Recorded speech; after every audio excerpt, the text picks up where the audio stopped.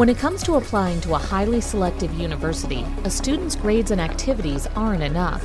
Admissions counselors want to get to know a potential student and learn why he or she is the best fit for their university.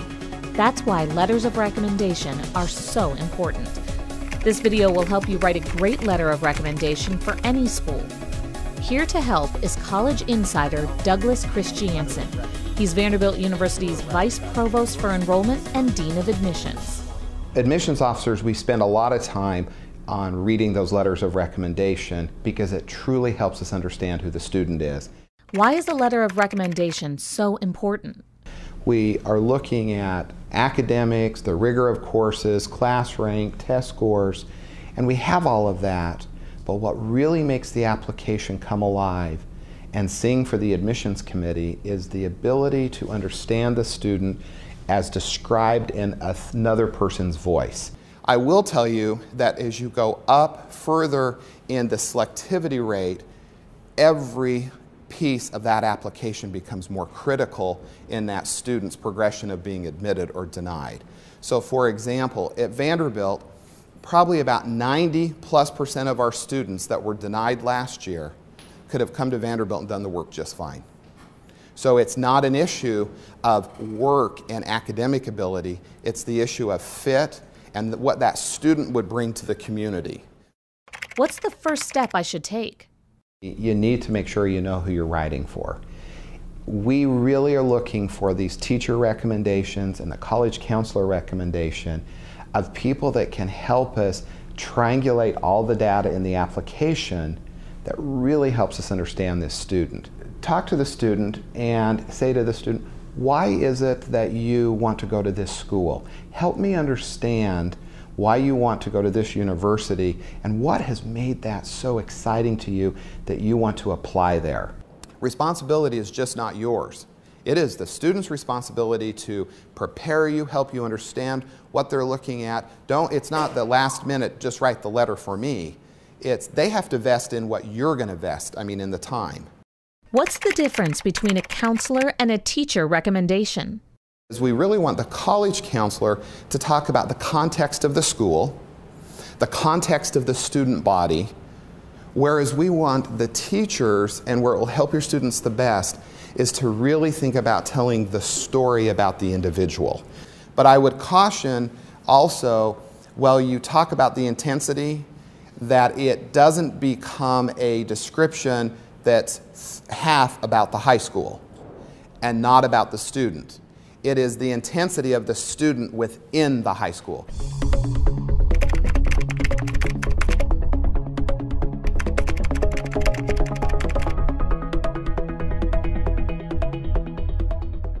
Should I have the student's transcripts when I write the letter of recommendation?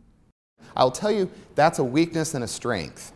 Because sometimes if the transcript's in hand, don't let it pull you into just regurgitating what we already know, because we have the transcript too. What do you mean by writing about intangibles? So kind of a tangible, we know their class rank, we know their grades, we know the rigor of their courses, we know their test scores. The intangible is much more who is the individual and how did the student go about their studies? How did they think about their courses? How did they think about being a member of a classroom? How did they think about teamwork? How did they think about pulling multiple concepts together? A grade is hard to demonstrate that in a course, but the way a student learns and adds to the educational environment is something that really is critical as we go through the admissions process. Their maturity, that's a critical piece. If you can talk about their maturity, academic maturity, social maturity, community maturity, we're not looking for someone who wants to just get a 4.0. We really want somebody who wants to come and learn.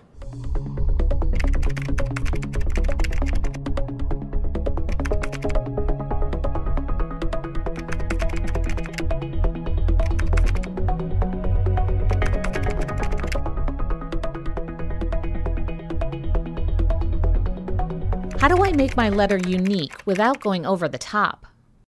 When we think about the letter of recommendation, we're not looking for the most horrific thing a student's gone through.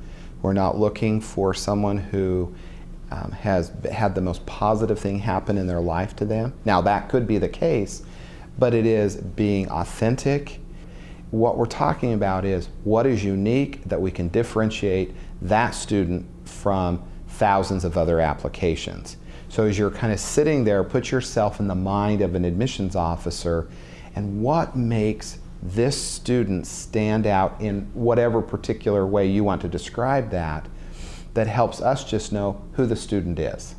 Here's an example of an average letter of recommendation. Dear admissions counselor, it is with great pleasure I recommend Mary to your university. Mary has been a student of mine this entire year in AP Physics. She is always prepared for class and completes assignments in a timely, orderly fashion. Mary is the student body president as well as captain of girls lacrosse. She is very committed to both of these activities. She received the award for Most Improved in her junior year. She has participated in several other clubs, including the Spanish Club, newspaper, and the debate team. Mary's GPA is 4.0, and that is not easy to do at our school. I have been very impressed with her diligence and work ethic. She constantly shows up to class on time and masters the material. I am glad to have her in my class. There is no doubt in my mind that Mary will add to your campus. I recommend her without reservation. We will not have any sense of remembering this person from this letter. Didn't hurt him, but it sure didn't uplift and bring them forward. So over here, problems with the letter. Basically says nothing that we don't already know from the transcript or the application.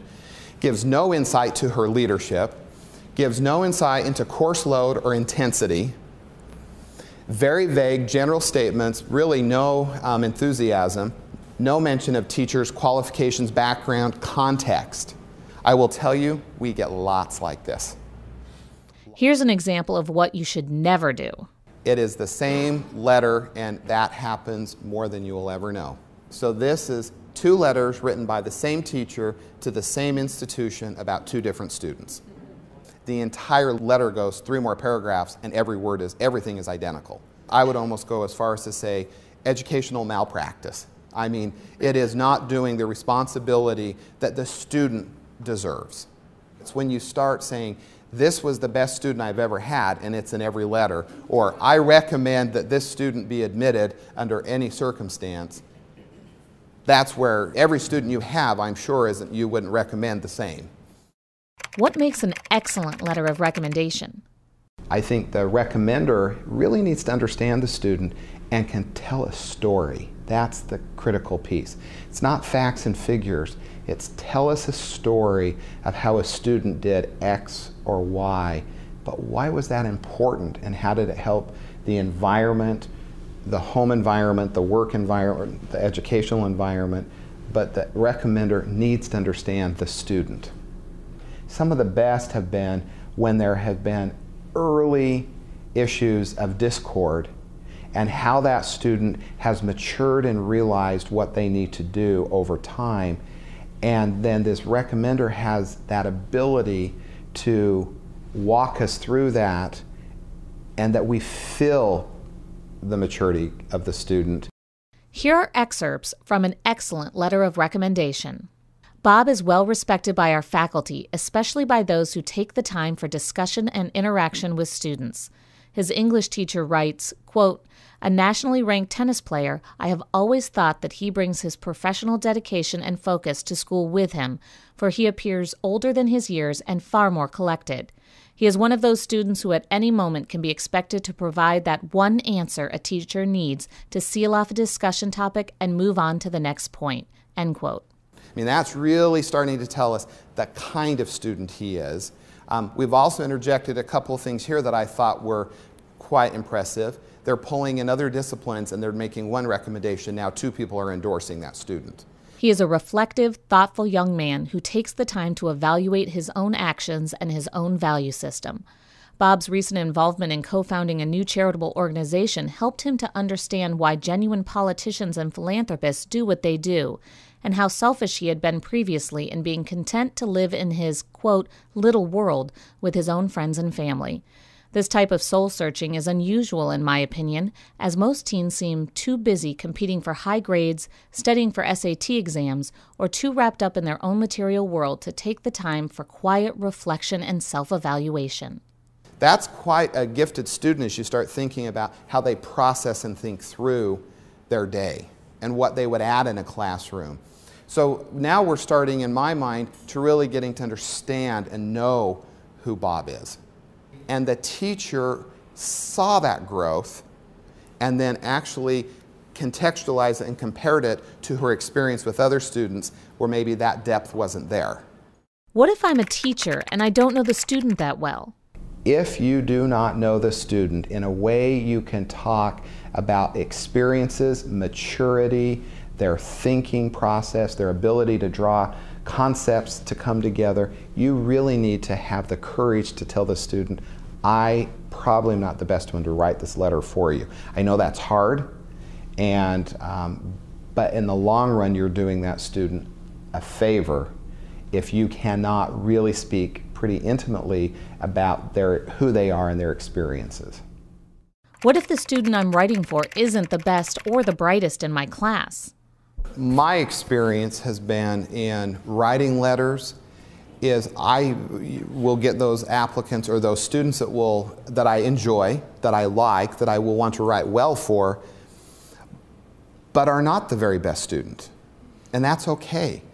But what is unique about that student? Because how you write the uniqueness of that student is how we look at fit.